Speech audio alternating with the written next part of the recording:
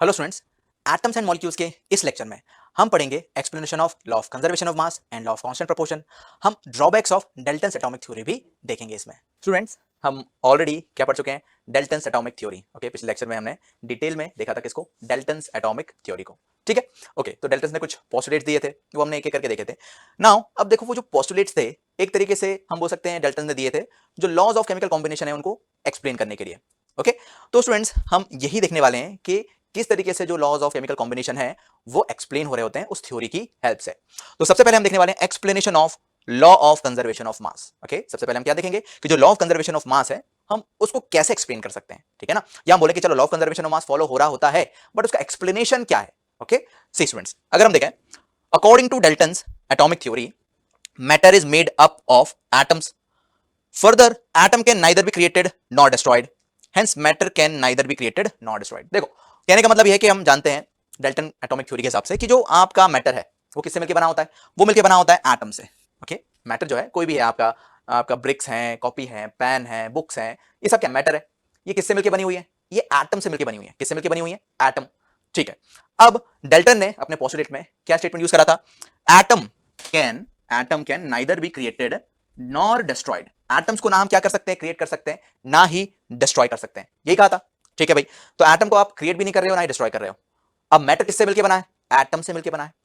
तो अगर आप एटम को क्रिएट और डिस्ट्रॉय नहीं कर रहे हो तो जो एटम से मिलकर जो सब्सटेंस बन रहा है दैट इज मैटर, आप उसको भी ना क्रिएट कर सकते हो ना डिस्ट्रॉय कर सकते हो। ये बोलिए next line, hence matter can neither be created nor destroyed. अगर आप एटम को क्रिएट और डिस्ट्रॉय नहीं कर सकते तो एटम से मिलकर क्या बना है? मैटर। तो आप मैटर को कैसे क्रिएट और डिस्ट्रॉय कर सकते हो? नहीं कर सकते। ठीक है ना, ओके। तो हमने समझ लिया यहां पर कि जो मैटर है, हमारा जो मैटर है वो यहां पर ना ही क्रिएट हो रहा है और ना ही डिस्ट्रॉय हो रहा है। अब लेकिन हम जानते हैं केमिकल रिएक्शंस होती हैं, तो केमिकल रिएक्शन हो रही होती हैं तो नई चीजें बनती हैं। तो वहां पर एक्चुअली फिर क्या हो रहा होता है? अगर केमिकल रिएक्शन हो रही है और नई चीजें बन रही हैं तो हम किस तरीके से बोल रहे होते हैं वो नई चीजें बन रही होती हैं? ठीक है, देखो इसको अगर हम समझें, अ chemical reaction involves only rearrangement of atoms. So students, focus हमें किस पे करना है? किस वर्ड पर? Rearrangement of atoms. That is total number and kind of atoms remains the same. जब भी केमिकल रिएक्शन हो रही होती है, जब भी केमिकल रिएक्शन हो रही होती है तो हम क्या बोल रहे हैं? उनका रीअरेंजमेंट हो रहा है। देखो फॉर एग्जांपल अगर मैं बताऊं, N2 रिएक्ट कर रहा है किसके साथ? H2। तो चलो ये बन गए, कंबाइन होकर इन्होंने बना लिया NH3। क्या बना लिया? NH3। तो रिएक्टेंट साइड नाइट्रोजन है, इसका अलग अरेंजमेंट है। यहां पर नाइट्रोजन के दो एटम मिलकर एक मॉलिक्यूल बना रहे हैं। हाइड्रोजन का अलग है, यहां पर दो हाइड्रोजन के एटम मिलकर एक मॉलिक्यूल बना रहे हैं। तो अभी नाइट्रोजन एक अलग तरीके से है प्रेजेंट, हाइड्रोजन एक अलग तरीके से प्रेजेंट है। लेकिन स्टूडेंट्स, अब इन दोनों की कॉम्बिनेशन से, इन दोनों की रिएक्शन से क्या चीज बन चुका है? NH3। क्या बन चुका है? Ammonia, NH3। अब इसमें देखो, इसमें एक नाइट्रोजन और तीन हाइड्रोजन, तो यहां पर अरेंजमेंट ही चेंज हो गया। कहां नाइट्रोजन अलग थे, हाइड्रोजन अलग थे, अब जुड़ने के बाद एक नाइट्रोजन से कितने हाइड्रोजन अटैच्ड हैं? तीन हाइड्रोजन अटैच्ड है कि नहीं? ठीक है, तो यहां पर रिएक्टेंट साइड, ओके, नाइट्रोजन और हाइड्रोजन ये क्या कहलाएंगे? जो चीजें रिएक्ट कर रही हैं उन्हें रिएक्टेंट बोलते हैं। जो चीज बनी है, जो सब्सटेंस बना है, हम उसको क्या बोल रहे हैं? प्रोडक्ट। तो रिएक्टेंट साइड और प्रोडक्ट साइड अरेंजमेंट क्या है आपका? अलग अलग है। ओके, एटम्स वही है, ऐसा नहीं कि नाइट्रोजन प्रोडक्ट साइड जो है वो कोई अलग नाइट्रोजन में बदल चुका है, नहीं। नाइट्रोजन एटम जो रिएक्टेंट साइड है वही प्रोडक्ट साइड है। ठीक है ना, ओके। नाउ हाइड्रोजन जो रिएक्टेंट साइड है वही प्रोडक्ट साइड हाइड्रोजन है। ओके, ऐसा नहीं हो रहा है कि ये नाइट्रोजन एटम्स अपने आप चेंज हो रहे हैं। मान लेते हैं कि नाइट्रोजन को हम एप्पल मान ले, ओके, तो ये एप्पल जो है आपका किस में चेंज हो रहा हो? ग्रेप्स में चेंज हो रहा हो। ऐसा नहीं हो रहा है, ठीक है ना, कि आपका प्रोडक्ट बन रहा है तो वो अलग ही कुछ नई सब्सटेंस में चेंज हो जाए, नहीं। आपका नाइट्रोजन वही है, हाइड्रोजन वही है, बट यहां पर रीअरेंजमेंट हो रहा है। एटम्स जिस तरह से पहले प्रेजेंट थे अब वो वैसे प्रेजेंट नहीं है, कुछ अलग तरीके से उनका अरेंजमेंट हो चुका है, उनकी पोजीशन बदल चुकी है। ठीक है ना, वो किस और से जुड़ चुके हैं। तो ये सारे जो है वो फैक्टर्स रिस्पॉन्सिबल है नए सब्सटेंस को बनाने में, कि अरेंजमेंट चेंज हो गया। ठीक है, तो केमिकल रिएक्शन में क्या होता है? ओनली रीअरेंजमेंट ऑफ एटम्स होता है। ओके, रीअरेंजमेंट ऑफ एटम्स हो रहा है, बट टोटल नंबर और जो काइंड्स ऑफ एटम्स हैं, टोटल नंबर और काइंड्स ऑफ जो एटम्स हैं वो कैसे रहते हैं? आपका सेम रहते हैं। वो कैसे रहते हैं? सेम होते हैं। ठीक है, हम बोलेंगे therefore the total mass remains unchange during a chemical reaction. इसलिए टोटल मास जो रहता है अनचेंज रहता है केमिकल रिएक्शन हो रही होती है तब। अब देखो इस रिएक्शन के थ्रू समझते हैं। हमने ये तो समझ लिया था कि रीअरेंजमेंट कैसे हुआ। अब इसने क्या बोला? टोटल नंबर ऑफ और काइंड्स ऑफ एटम सेम है। देखो काइंड्स ऑफ एटम तो ठीक है, समझ में आ रहा है, नाइट्रोजन है नाइट्रोजन, हाइड्रोजन हाइड्रोजन, पर टोटल नंबर ऑफ एटम्स यहां पर क्या बराबर आपको नजर आ रहे हैं? बराबर नजर आ रहे हैं क्या? नहीं आ रहे हैं। देखो यहां दो, यहां पर प्रोडक्ट साइड एक है केवल, कितना? एक। तो हम यहां पर दो करने के लिए क्या करते हैं? यहां पर टू ऐड कर देते हैं। ठीक है ना, नाइट्रोजन वन एटम है, इंटू टू कर दिया तो दो एटम हो गए। अब लेकिन आप बोलोगे सर हाइड्रोजन थ्री है, थ्री टू जा सिक्स, सिक्स हो गए यहां तो हाइड्रोजन। बिल्कुल स्टूडेंट्स, आप करेक्ट हो। तो अब छह हाइड्रोजन एटम्स हो गए तो बराबर तो करने पड़ेंगे। तो हम रिएक्टेंट साइड क्या कर देते हैं? यहां पर हम थ्री जोड़ देते हैं। ठीक है, तो फिर यहां पर आपके क्या हो गए? छह हाइड्रोजन एटम्स हो गए रिएक्टेंट साइड। तो अब देखो जो आपका काइंड ऑफ एटम है, ओके, जो काइंड ऑफ एटम है, और हम बोल रहे हैं कि टोटल नंबर ऑफ एटम दोनों साइड कैसे हैं, सेम है कि नहीं है ना सेम, ठीक है। तो इसलिए जो टोटल मास है, therefore total mass remains unchange during a chemical reaction. Atom वही है, नंबर ऑफ एटम्स जो है सेम है दोनों साइड, तो ऑब्वियसली मास भी तो कैसा रहेगा आपका, टोटल मास रिएक्टेंट का बराबर रहेगा टोटल मास ऑफ प्रोडक्ट के। देखो कैसे मैं और इसको समझा सकता हूं आपको। नाइट्रोजन है, अगर मैं नाइट्रोजन का मास लिखूं, ओके, नाइट्रोजन का मैं मास लिखूं, तो देखो एक एटम का मास 14 होता है, पर यहां 2 है, तो कितना हो गया ये 28, ठीक है ना। हाइड्रोजन का 1 होता है, पर देखो यहां पर आपका हाइड्रोजन के कितने 6 है एटम्स, तो कितना मास हो जाएगा 6। अब यहां पर नाइट्रोजन का 14 और 3 हाइड्रोजन 17, तो NH3 17, एक मॉलिक्यूल 17 का, लेकिन 2 है ये तो 17 टू 34, ओके। तो अब देखो अगर आप ऐड करो 28 प्लस 6 कितना हो रहा है 34, तो टोटल रिएक्टेंट का मास 34 है और प्रोडक्ट का मास कितना है 34, क्योंकि atom same, nature of atom same था, नंबर ऑफ एटम्स सेम है, तो इसलिए obviously total mass of reactant बराबर रहेगा टोटल मास ऑफ प्रोडक्ट के। ये क्या है आपका, यहां पर जो मास है कंजर्व है, टोटल मास ऑफ रिएक्टेंट बराबर टोटल मास ऑफ प्रोडक्ट है, तो ऑब्वियसली क्या फॉलो हो रहा है यहां पर, यहां फॉलो हो रहा है लॉ ऑफ कंजर्वेशन ऑफ मास। क्या फॉलो हो रहा है, लॉ ऑफ कंजर्वेशन ऑफ मास।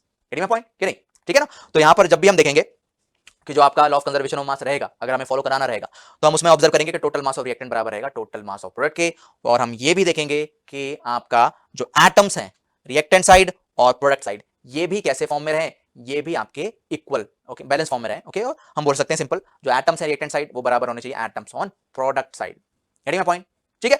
तो ये तो था स्टूडेंट्स एक्सप्लेनेशन ऑफ क्या, लॉ ऑफ कंजर्वेशन ऑफ मास। अब चलो दूसरा लॉ था, ओके, दूसरा लॉ क्या था, law of constant proportion, okay, law of constant proportion. अब लॉ ऑफ कांस्टेंट प्रोपोर्शन होने का क्या रीजन है, क्या कारण है, समझते हैं अपन।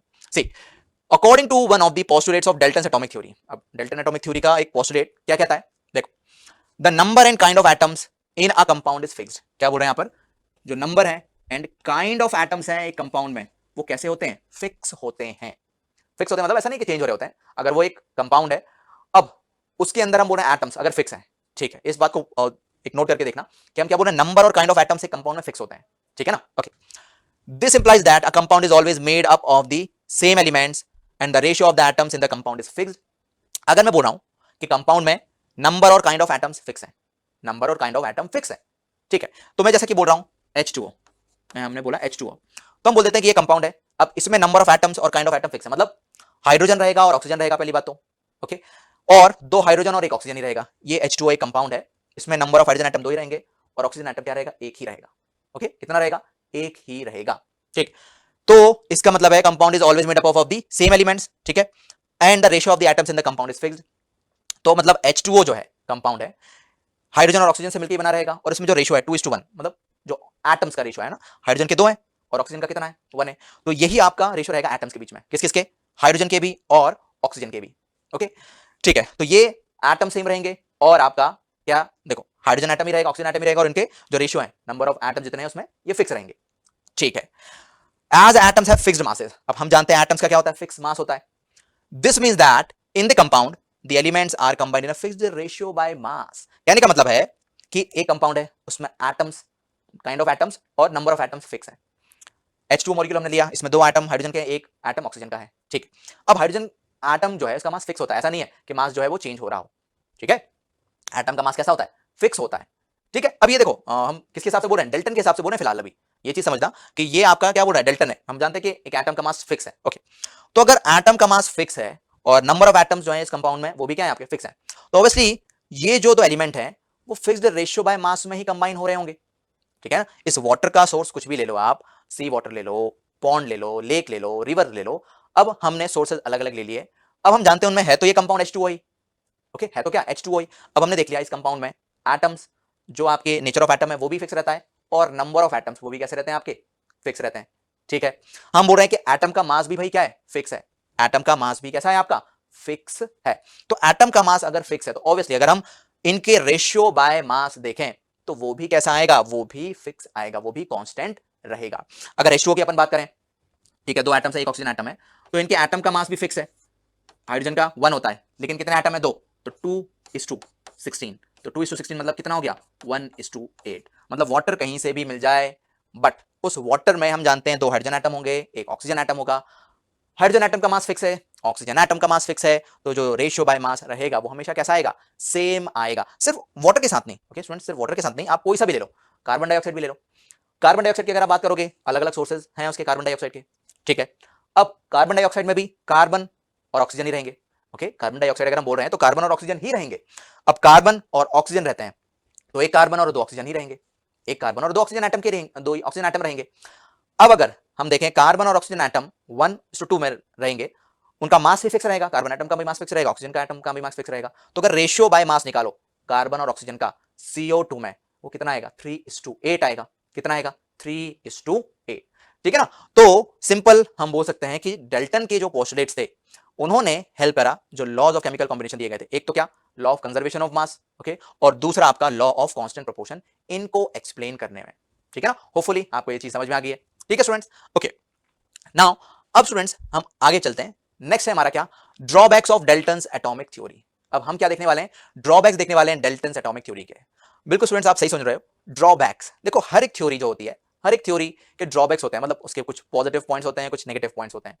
देखो ड्रॉबैक्स पहली बात तो क्यों आते हैं, सी ठीक है, इन्होंने जब ये थ्योरी दी थी, अब इन्होंने जब थ्योरी दी थी उसके कुछ टाइम बाद ये ठीक है थ्योरी आपकी फॉलो हुई, लेकिन ऑब्वियसली हम जानते हैं over a period of time नई रिसर्चेस हो रही होती हैं, डिस्कवरीज हो रही होती हैं, तो दूसरे साइंटिस्ट जो हैं वो ऑब्वियसली पुरानी थ्योरीज को एनालाइज करते हैं, ठीक है ना, उनको चेक करते हैं कि उनमें जो पॉइंट्स गिवन थे, ओके, जो पॉइंट्स बोले गए थे, क्या वो अब न्यू रिसर्च के हिसाब से, न्यू डिस्कवरीज थ्योरीज के हिसाब से क्या वो पॉइंट्स वैलिड हैं या फिर नहीं है।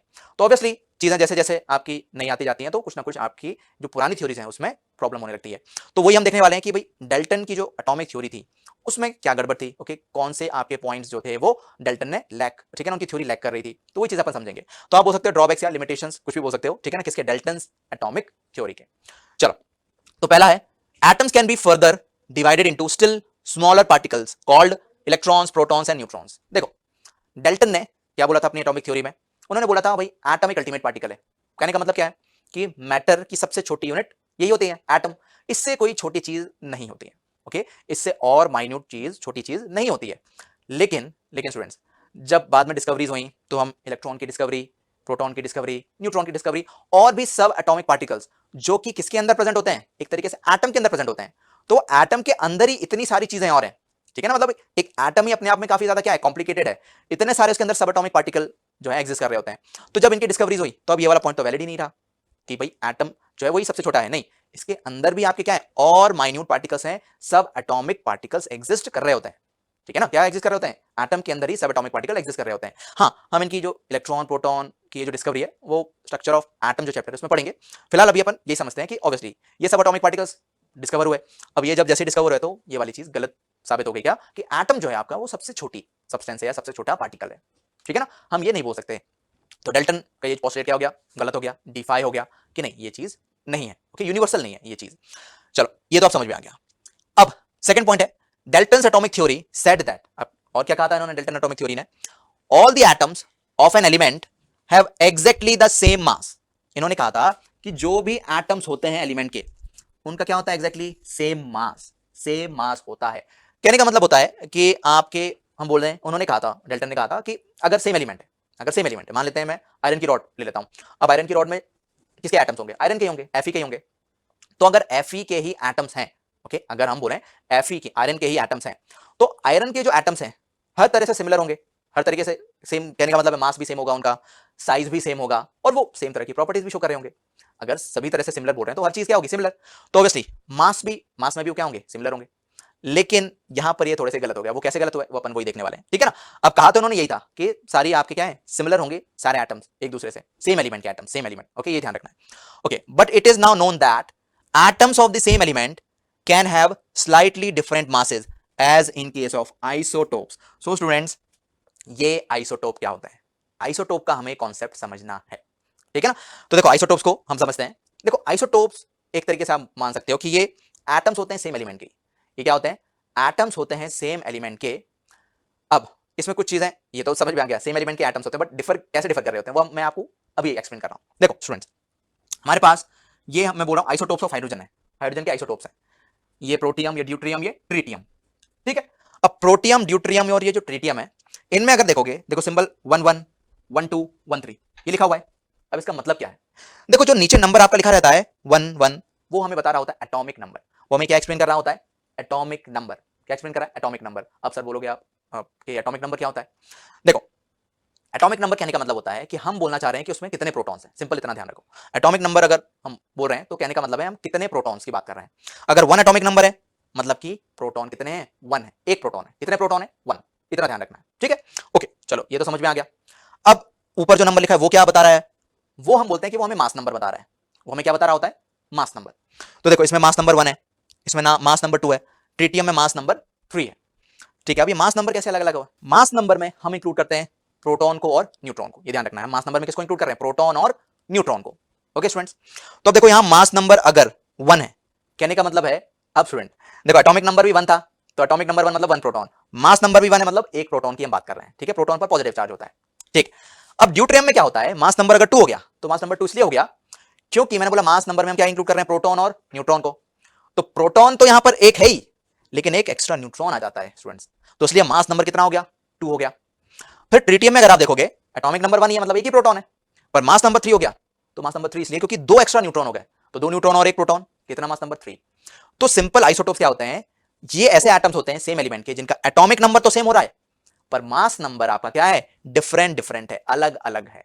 समझ में आ रहा है? एटॉमिक नंबर सेम है पर मास नंबर क्या है? अलग अलग है। ओके, अब हमेशा ध्यान रखना कि ये प्रोटियम ही एक ऐसा एलिमेंट है जिसमें आपका न्यूट्रॉन नहीं होता, ठीक है ना? जितने सारे भी एलिमेंट हैं आप उनको समझ रहे होगे, पढ़ रहे होगे, उसमें ध्यान रखना कि हमें हमेशा न्यूट्रॉन किसमें नहीं मिलेगा? प्रोटियम में नहीं मिलेगा। मतलब ये हाइड्रोजन का एक आइसोटोप है, ये हाइड्रोजन का क्या है? एक आइसोटोप है, ठीक है? ओके, अब तो आइसोटोप्स क्या होंगे? ये एटम्स होंगे सेम एलिमेंट के जिनका एटॉमिक नंबर सेम है पर मास नंबर अलग अलग होगा। मास नंबर में क्या इंक्लूड होगा? प्रोटॉन और न्यूट्रॉन दोनों इंक्लूडेड रहेंगे। अब स्टूडेंट, अब देखो ये न्यूट्रल है। न्यूट्रल कहने का मतलब क्या है आप समझते हो? न्यूट्रल मतलब हम बोलते हैं कि नेगेटिव चीजें और पॉजिटिव चीजें बराबर हैं, ठीक है? देखो प्रोटॉन्स पॉजिटिव होते हैं और इलेक्ट्रॉन्स नेगेटिव, तो ये न्यूट्रल कैसे है? देखो न्यूट्रल इसलिए है क्योंकि एटॉमिक नंबर 1 है, और एटॉमिक नंबर 1 मतलब क्या बता रहा है मुझे? वो नंबर ऑफ प्रोटॉन बता रहा है। तो प्रोटॉन अगर एक है तो ऑब्वियसली इलेक्ट्रॉन भी एक ही है इनमें, प्रोटॉन एक तो इलेक्ट्रॉन भी एक, तो इसलिए न्यूट्रल। अब ड्यूटेरियम में देखो, एटॉमिक नंबर 1 तो प्रोटॉन एक तो इलेक्ट्रॉन एक, पर आप देखोगे यहाँ पर सर ये न्यूट्रॉन भी तो आ रहा है, तो ये न्यूट्रॉन क्या है? न्यूट्रॉन न्यूट्रल होते हैं पर कोई चार्ज नहीं होता, ठीक है ना? ओके, ट्रिटियम में भी आप देखो, प्रोटॉन एक तो इलेक्ट्रॉन एक, प्रोटॉन एटॉमिक नंबर 1, ओके, और न्यूट्रल अगर है तो उतना ही इलेक्ट्रॉन है, और न्यूट्रॉन पे तो कोई चार्ज होता नहीं है, तो इसलिए वो न्यूट्रल रहेगा। तो ये तीनों कैसे हैं आपके? न्यूट्रल ही हैं, क्योंकि इनमें इलेक्ट्रॉन और प्रोटॉन बराबर हैं। तो इसलिए स्टूडेंट्स, ठीक है ना, मैं दोबारा से रिपीट कर रहा हूं, आइसोटोप्स क्या होते हैं? आइसोटोप्स, आइसोटोप्स ऐसे एटम्स बोल सकते हो आप, ठीक है ना, ऐसे एटम्स होते हैं एलिमेंट के जिनका एटॉमिक नंबर सेम रहेगा, जिनका एटॉमिक नंबर सेम पर मास नंबर अलग अलग। और वो मास नंबर क्यों अलग अलग होता है? क्योंकि इनमें क्या चेंज हो रहे होते हैं? Number of neutrons. Number of neutrons क्या हो रहे होते हैं? चेंज हो रहे होते हैं। क्या? नंबर ऑफ न्यूट्रॉन्स चेंज हो रहे होते हैं। यहां तो सिर्फ मैंने हाइड्रोजन के एग्जांपल दिया आइसोटोप, ठीक है ना? आपके कार्बन के भी होते हैं, ओके। कार्बन कार्बन का एटॉमिक नंबर 6 मास 12 होगा, कार्बन का एटॉमिक नंबर 6 मास 13 होगा, कार्बन का एटॉमिक नंबर 6 मास 14। तो ये कार्बन के आइसोटोप्स हैं। दूसरे एलिमेंट्स के भी आइसोटोप्स होते हैं, ऑक्सीजन के भी आइसोटोप्स होते हैं, नाइट्रोजन के भी आइसोटोप्स होते हैं। तो बहुत सारे एलिमेंट्स के आइसोटोप्स एग्जिस्ट कर रहे होते हैं नेचर में, ठीक है? तो ये जब आइसोटोप्स का कॉन्सेप्ट आया कि यहां पर सेम एलिमेंट के मासेस अलग अलग हैं, डेल्टन ने क्या बोला था? भाई सेम एलिमेंट के एटम सेम रहेंगे हर तरह से, मास, साइज उनका और प्रॉपर्टीज में, बट यहां पर क्या हो गया? सेम एलिमेंट के ही मास अलग अलग आ रहे हैं। तो इसलिए जो डेल्टन का जो पोस्टुलेट था वो क्या हो गया? डिफाई हो गया, गलत साबित हो गया। Hello students, atoms and molecules के इस लेक्चर में हम पढ़ेंगे explanation of law of conservation of mass and law of constant